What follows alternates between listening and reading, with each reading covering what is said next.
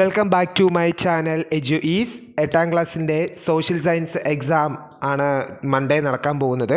അപ്പോൾ അതുമായി ബന്ധപ്പെട്ട് കുറച്ച് മോഡൽ ക്വസ്റ്റ്യൻസ് ഇതുവരെ ചോദിച്ചിട്ടുള്ള പ്രീവിയസ് ചോദ്യങ്ങളുടെ ഒരു ശേഖരണമായിട്ടാണ് ഞാൻ വന്നിരിക്കുന്നത്. അത് നിങ്ങൾ നിർബന്ധമായിട്ട് പഠിച്ചിരിക്കണം. റിപ്പീറ്റഡ് ആയിട്ടാണ് ക്വസ്റ്റ്യൻസ് മിക്ക ക്വസ്റ്റ്യൻ പേപ്പറിലും കാണുന്നത്. അപ്പോൾ നമുക്ക് നേരെ ക്വസ്റ്റ്യൻ പേപ്പറിലോട്ട് പോകാം.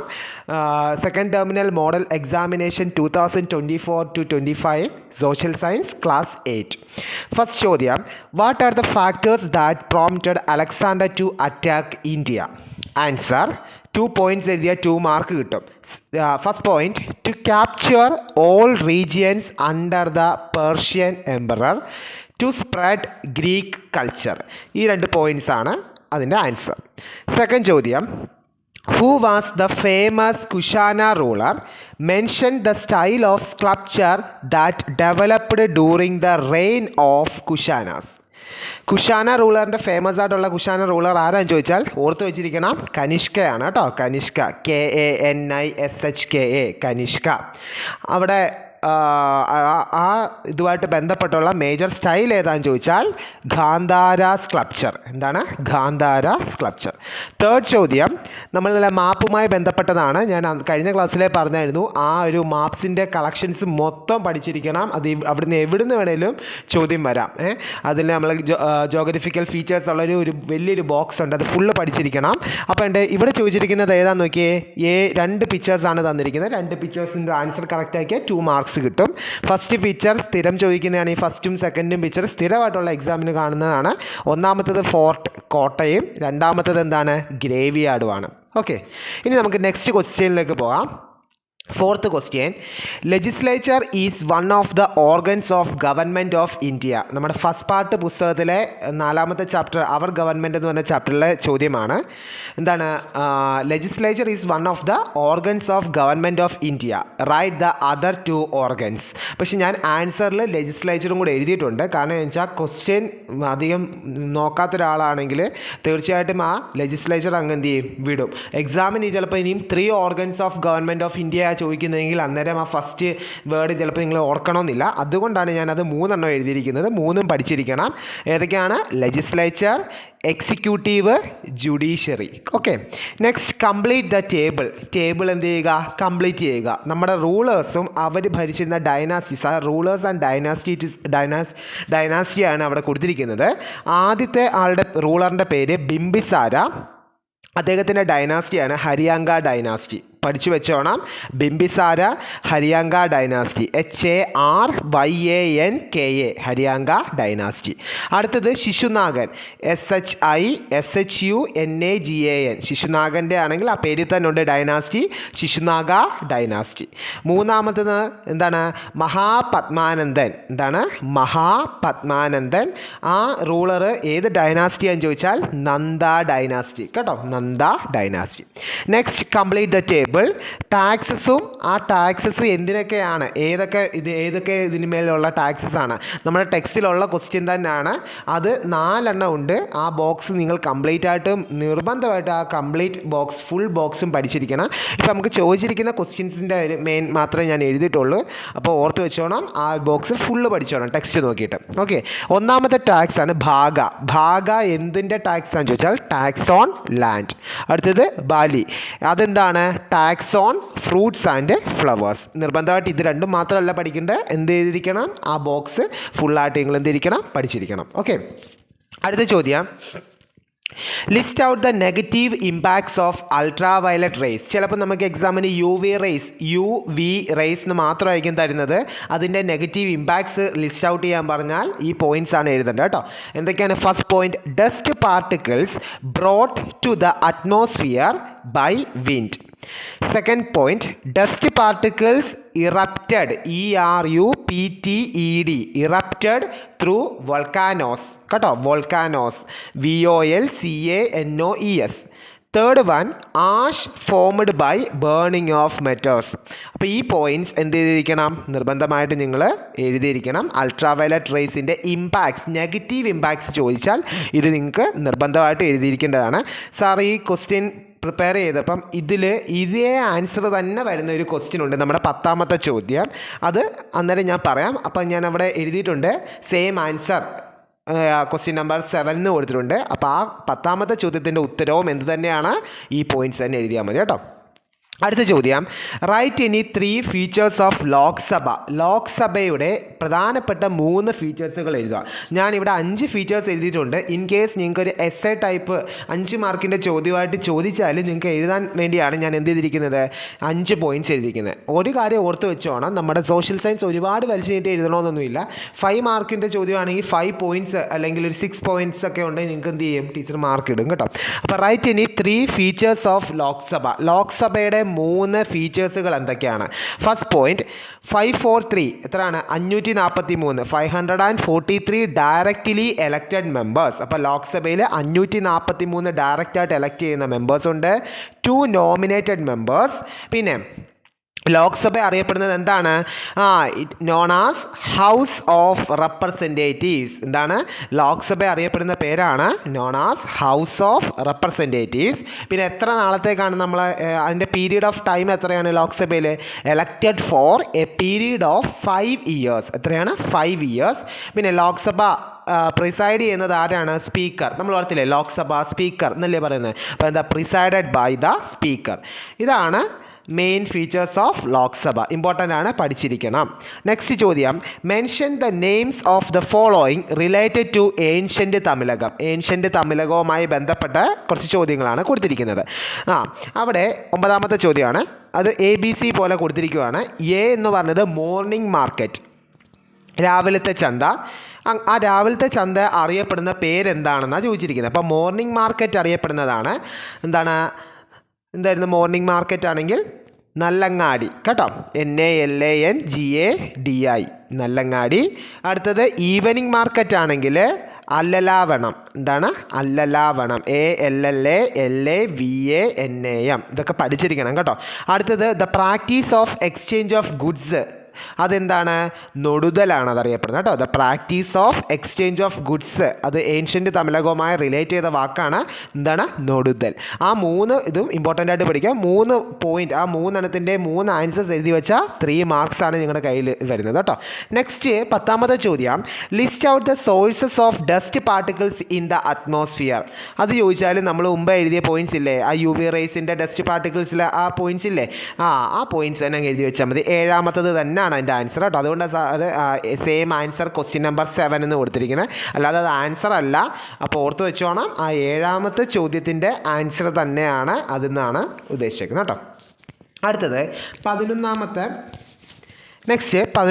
ചോദ്യം, list column A with appropriate items from column B. എയും എന്താണ് ബിയും തമ്മിലുള്ള റിലേഷൻ എന്ത് ചെയ്യുക? എഴുതുക. നോക്കിക്കേ, എയിൽ ആൽഫ്രഡ് മാർഷാൽ നമ്മൾ പഠിച്ചതാട്ടോ. ആൽഫ്രഡ് മാർഷാൽ, അദ്ദേഹവുമായി ബന്ധപ്പെട്ടത് ഞാനങ്ങ് നേരെ ആൻസേഴ്സ് എഴുതി തന്നെ പോയിരിക്കുന്നത് കേട്ടോ.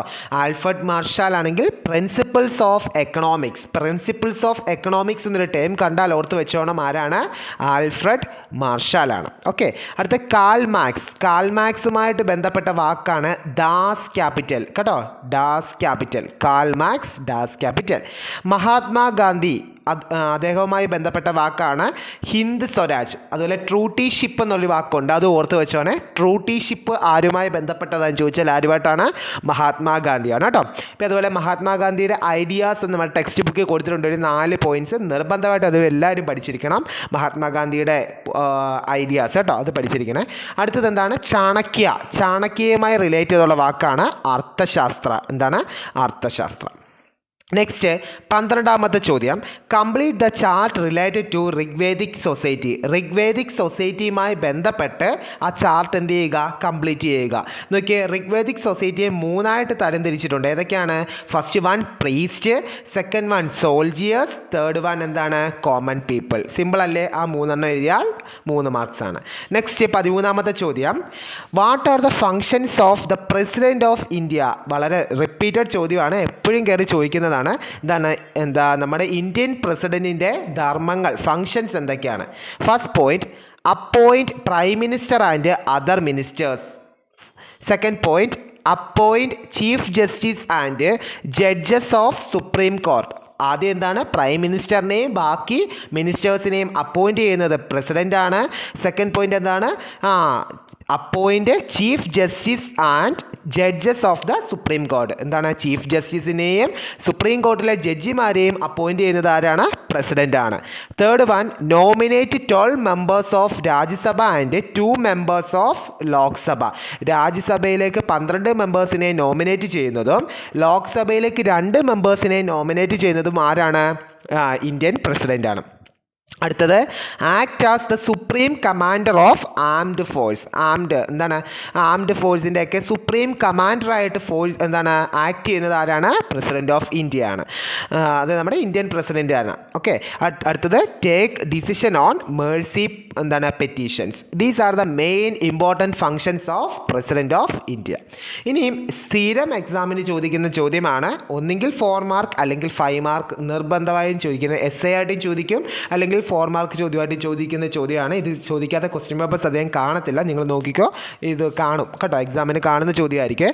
Explain the contributions of Buddhism and Jainism to Indian society and culture. അപ്പം കോൺട്രിബ്യൂഷൻ ഓഫ് ബുദ്ധിസവും പഠിക്കണം, കോൺട്രിബ്യൂഷൻ ഓഫ് ജൈനിസവും പഠിക്കണം കേട്ടോ. കഴിഞ്ഞ പ്രാവശ്യം 4 മാർക്കിൻ്റെ ചോദ്യമായിട്ട് കോൺട്രിബ്യൂഷൻ ഓഫ് ബുദ്ധിസം ആയിരുന്നു ചോദിച്ചിരുന്നത്. അതിന് മുമ്പത്തെ വർഷം എസ് എ ചോദ്യമായിട്ട് contribution of Jainism and Buddhism രണ്ടും കമ്പയർ ചെയ്ത് ചോദിച്ചിരുന്നു. ഈ വർഷം അതുകൊണ്ട് ഒന്നെങ്കിൽ എസ് എ ആകാം, അല്ലെങ്കിൽ എന്തായിരിക്കാം കോൺട്രിബ്യൂഷൻസ് എന്ന് പറഞ്ഞാൽ ഇതിൽ 4 മാർക്ക് ചോദ്യമായിരിക്കും. നമുക്ക് നോക്കാം. എന്തായാലും നിങ്ങൾ പഠിച്ചു വെച്ചിരിക്കേണ്ടതാണ്. ബുദ്ധിസത്തിൻ്റെ പോയിൻറ്റ്സ് ഞാൻ ടെക്സ്റ്റിൽ ഒരുപാട് വലിച്ചു കിട്ടിയിട്ടുണ്ട്. ഞാൻ സിമ്പിളായിട്ടൊരു 5 പോയിൻറ്റ്സ് അല്ലെങ്കിൽ 4 പോയിൻറ്റ്സ് ആണ് ഇട്ടിരിക്കുന്നത്. നിങ്ങൾ അത് കാണാതെ നിർബന്ധമായിട്ടും പഠിച്ചിരിക്കണം. Buddhism gave importance to human beings. First point. Second point, gave importance to one's own karma. KARMA. Gave importance to one's own karma. മൂന്നാമത്തേത്, gave importance to the moral lifes of people. gave importance to the moral, MORAL, moral lives of people.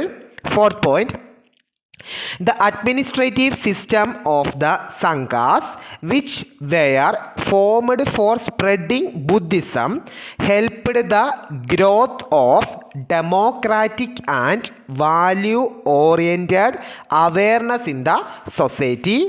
Fifth point, important role in the progress of education. At least ഇത്രയും points എങ്കിലും നിങ്ങൾ എന്താണ് ബുദ്ധിസത്തിൻ്റെ contribution ചോദിക്കുമ്പോൾ നിങ്ങൾക്ക് എഴുതാനായിട്ട് സാധിക്കുന്നതാണ്. പിന്നെ ഉണ്ട് നമ്മുടെ ടെക്സ്റ്റിൽ അവർ കൊണ്ടുവന്ന യൂണിവേഴ്സിറ്റീസ് ഒക്കെ ഉണ്ട്. അതും കൂടെ ഒക്കെ നിങ്ങൾക്ക് ഇച്ചിരി കൂടെ എക്സ്ട്രാ കേൾക്കുകയാണെങ്കിൽ നല്ലതായിരിക്കും. മിനിമം ഒരു 5 പോയിൻ്റെങ്കിലും എഴുതി വെച്ചാൽ മതി. ഇത്ര എഴുതിയാൽ നിങ്ങൾക്ക് മാർക്ക് കിട്ടിയിരിക്കും കേട്ടോ. നെക്സ്റ്റ്, ജൈനിസത്തിൻ്റെ പോയിൻറ്റ്സ് എഴുതിയേക്കുന്നത്, advised the people to lead right life by following the principles of right belief, right knowledge and right action. ആ 3 ടേംസും ഇമ്പോർട്ടൻ്റ് ആണ്. Right belief, right knowledge and right action. Second point, the Jain saints, SAINTS, Jain സന്യാസികൾ കേട്ടോ. Jain saints were abstained, ABSTAINED, abstained from telling lies, killing, stealing and acquiring wealth. Third point, followed celibacy in life.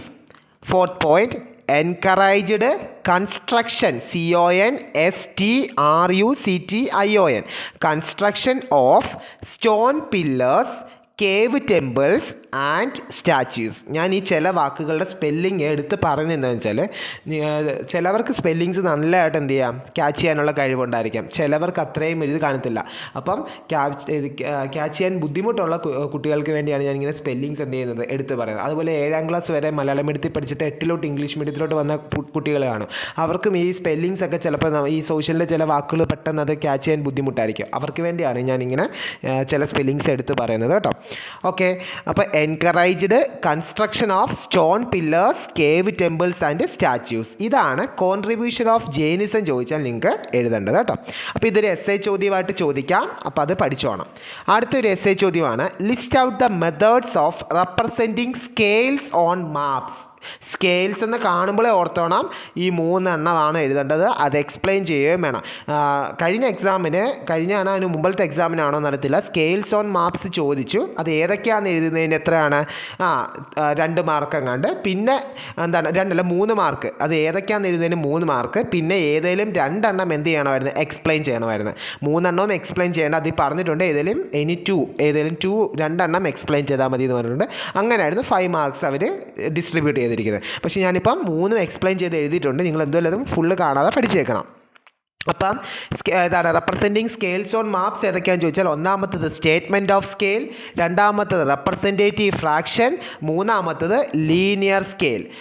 ആദ്യത്തേത് നോക്കിക്കേ, statement of scale എന്ന് പറയുന്നത് this method of representing the scale is the statement of scale. From this we can easily understand that 1 centimeter on the map represents 5 kilometer on earth. എന്താണ് ഈ മാപ്പിൽ 1 centimetre, ആ മാപ്പിൽ 1 centimetre എന്ന് കണ്ടാൽ ഓർത്ത് വെച്ചോണം, എർത്തിൽ അത് എത്ര കിലോമീറ്റർ ആണ്? 5 കിലോമീറ്റർ എന്നാണ് അത് റെപ്രസെൻറ്റ് ചെയ്യുന്നത്. The merit of this method is that even a layman can easily understand this. വളരെ പെട്ടെന്ന് മനസ്സിലാക്കാൻ സാധിക്കുമെന്നുള്ളതാണ് ഈ ഒരു സ്കെയിലിൻ്റെ വളരെ ഇമ്പോർട്ടൻ്റ് ആയിട്ടുള്ളൊരു മെറിറ്റ്സ്. അതാണ് സ്റ്റേറ്റ്മെൻറ്റ് ഓഫ് സ്കെയിൽ. അടുത്തത് representative fraction. It is the ratio between the map distance and corresponding ground distance. ഓർത്ത് വെച്ചോണം, കറസ്പോണ്ടിങ് ഗ്രൗണ്ട് ഡിസ്റ്റൻസും മാപ്പ് ഡിസ്റ്റൻസും തമ്മിലുള്ള ഒരു റേഷ്യോ, അംശം എന്ത് റെപ്രസെൻറ്റേറ്റീവ് ഫ്രാക്ഷൻ എന്ന് പറയുന്നത്. Expressed in fractional form. അത് എപ്പോഴും എന്താണ്, നമ്മളൊരു ഫ്രാക്ഷണൽ ഫോമിലായിട്ടാണ് അത് എന്ത് ചെയ്യുന്നത്, എക്സ്പ്രസ് ചെയ്യുന്നത്. ഈസ്റ്റ് ഇട്ടാണ് അത് കാണിക്കുന്നത്, ഡിവിഷൻ മെത്തേഡിലാണ് അത് കാണിക്കുന്നത്. For example, the statement of scale 1 centimeter to 5 kilometer can be represented as. കുറച്ച് മുമ്പേ നമ്മൾ പറഞ്ഞു 1 സെൻറ്റിമീറ്ററിനെ 5 കിലോമീറ്റർ എന്നുള്ള രീതിയിലാണ് കാണിക്കുന്നത് ഏത് നമ്മുടെ സ്റ്റേറ്റ്മെൻറ്റ് ഓഫ് സ്കെയിൽ. അതിനെ നമ്മൾ റെപ്രസെൻറ്റേറ്റീവ് ഫ്രാക്ഷനിലോട്ട് ആക്കുമ്പോൾ എന്താണ്, 1 centimeter to 5 kilometer can be represented as 1:5 lakh. കണ്ടോ, 1:5 lakh in representative fraction. Okay, next third one is linear scale. അതെന്താണ്, when a map is subjected to enlargement or reduction the linear scale will also change accordingly. അതിനനുസരിച്ച് എന്ത് ചെയ്തുകൊണ്ടിരിക്കും, change ചെയ്തുകൊണ്ടിരിക്കും. This is the merit of this method. അപ്പോൾ when a map is subjected to enlargement or reduction the linear scale will also change accordingly. This is the merit of this method. ഇനി ഞാൻ last ചോദ്യത്തിലോട്ട് പോവാണ്. 16. നമുക്കൊരു 16 ചോദ്യമൊക്കെ maximum question പേപ്പറിൽ കാണത്തുള്ളൂ കേട്ടോ. 16ാമത്തെ ചോദ്യം. Earth's atmosphere has 5 major layers. Which are they and explain. നമ്മുടെ എർത്തിൻ്റെ അറ്റ്മോസ്ഫിയറിൽ പ്രധാനമായിട്ടും 5 മെയിൻ ലെയേഴ്സ് ആണുള്ളത്. അവ ഏതൊക്കെയാണ് അത് എക്സ്പ്ലെയിൻ ചെയ്യുക. ഒന്നാമത്തത് ട്രോപ്പോസ്ഫിയർ, രണ്ടാമത്തത് സ്ട്രാറ്റോസ്ഫിയർ, മൂന്നാമത്തത് മിസോസ്ഫിയർ, നാലാമത്തത് തെർമോസ്ഫിയർ, അഞ്ചാമത്തത് എക്സോസ്ഫിയർ. ആദ്യത്തേത് എന്താണ്, ട്രോപ്പോസ്ഫിയർ. ഏറ്റവും ലോവസ്റ്റ് ആയിട്ടുള്ള ലെയർ ആണ് കേട്ടോ, നമ്മളൊക്കെ താമസിക്കുന്ന നമ്മുടെ ഇതാണ് ട്രോപ്പോസ്ഫിയർ.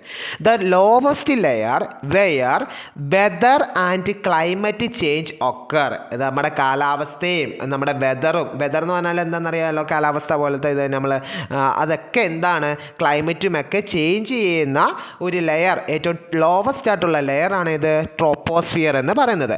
ട്രോപ്പോസ്ഫിയറിൻ്റെ ആവറേജ് ഹൈറ്റ് എത്രയാണെന്ന് ചോദിച്ചാൽ, the average height is 13 kilometer, but it's about 8 kilometer near the poles and 18 kilometer at the equator. ഇതങ്ങ് പഠിച്ചു വെച്ചിരുന്നാൽ മതി ട്രോപ്പോസ്ഫിയറിനെ പറ്റി ചോദിച്ചാൽ.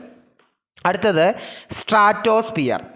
Extends from the tropopause to about 50 kilometre.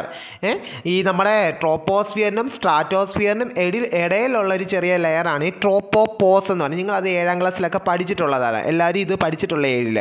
അപ്പോൾ പ്രത്യേകിച്ച് അത് എക്സ്പ്ലെയിൻ ചെയ്യേണ്ടതായിട്ട് ആവശ്യമില്ല. അപ്പോൾ സ്ട്രാറ്റോസ്ഫിയർ എന്താണ്, it extends from the tropopause, PAUSE ആണ് കേട്ടോ, TROPOPAUSE, tropopause, to about 50 kilometre.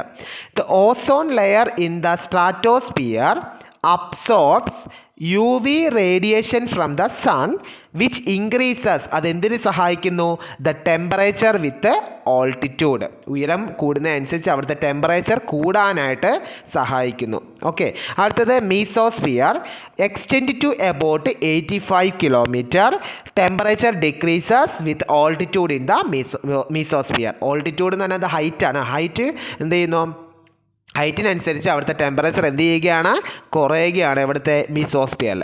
അടുത്തത് തെർമോസ്ഫിയർ, അത് രണ്ടും ഇച്ചിരിയേ ഉള്ളൂ, ഞാൻ ജസ്റ്റ് ഇത് മാത്രമേ എഴുതിയിട്ടുള്ളൂ. തെർമോസ്ഫിയർ ആണെങ്കിൽ എക്സ്റ്റെൻഡ്സ് ഫ്രം 85 to 600 കിലോമീറ്റർ. അടുത്തത് എക്സോസ്ഫിയർ എന്താണ്, എക്സ്റ്റെൻഡ്സ് 600 കിലോമീറ്റർ ആൻഡ് എബോ. ഇതാണ് 5 മെയിൻ ലെയേഴ്സ്. ഇനിയും ഇമ്പോർട്ടൻ്റ് ആയിട്ടുള്ള കുറച്ച് ചോദ്യങ്ങളുണ്ട്. അത് ഞാൻ കഴിഞ്ഞ ക്ലാസ്സിൽ തന്നെ പറഞ്ഞതാണ്, നിർബന്ധമായിട്ട് അത് പഠിച്ചിരിക്കണം. എന്താണ്, ദാദാഭായ് നവറോജിയുടെ ഒക്കെ കുറച്ച് കാര്യങ്ങളുണ്ട്. ഏതൊക്കെയാണ്, ഡ്രെയിൻ തിയറി ഒക്കെ പഠിച്ചോണം. പിന്നെന്താണ്, നമ്മുടെ ആദം സ്മിത്തിൻ്റെയൊക്കെ കാര്യങ്ങളുണ്ട്. പിന്നെന്താണ്, ലേസിസ്ഫെറി തിയറി ഉണ്ട്. ഇതൊക്കെ നിർബന്ധമായിട്ടും പഠിച്ചിരിക്കേണ്ടതാണ്. കുറേ ചോദ്യങ്ങളുണ്ട്, ഞാൻ കഴിഞ്ഞ ക്ലാസ്സിൽ തന്നെ ഇമ്പോർട്ടൻ്റ് ആയിട്ട് പറഞ്ഞതാണ്. അപ്പം എല്ലാവരും നന്നായിട്ട് എഴുതുക. എല്ലാവർക്കും A+ കിട്ടട്ടെ എന്ന് പ്രാർത്ഥിക്കുന്നു. 40-ൽ 36 എബോ അല്ലെങ്കിൽ 35 എബോ എല്ലാവർക്കും കിട്ടട്ടെ എന്ന് ഞാൻ ആശംസിക്കുകയാണ്. അപ്പം നിർബന്ധമായിട്ടും ഈ തന്നിരിക്കുന്ന ഇമ്പോർട്ടൻ്റ് ആയിട്ടുള്ള ചോദ്യങ്ങളൊക്കെ നിങ്ങൾ പഠിക്കുക, നോട്ട്സ് ആക്കി എഴുതി തന്നെ പഠിക്കുക. അപ്പം okay, thank you so much. എല്ലാവരും സപ്പോർട്ട് ചെയ്യണം എൻ്റെ ചാനലിനെ. ലൈക്കും ഷെയറും സബ്സ്ക്രൈബ് ചെയ്യുകയും പിന്നെ നിങ്ങൾക്ക് ക്ലാസ്സസ് മസ്റ്റായിട്ട് നിങ്ങൾക്ക് ഇഷ്ടപ്പെടുകയാണെങ്കിൽ അത് ക്ലാസ്സസിൻ്റെ അടിയിൽ കമൻസ് ആയിട്ട് ഇടുക. അപ്പോൾ അത് കാണുമ്പോഴാണ് നമുക്കൊരു പ്രചോദനം, നമുക്ക് ഇനിയും വീഡിയോസ് ചെയ്യണമെന്ന് തോന്നിയതാണ്. അപ്പം നിങ്ങളുടെ ഓരോരുത്തരുടെയും സപ്പോർട്ട് പോലെ ഇരിക്കും നമ്മളുടെ ആ ഒരു ക്ലാസ്സിൻ്റെ energy. Okay, thank you so much.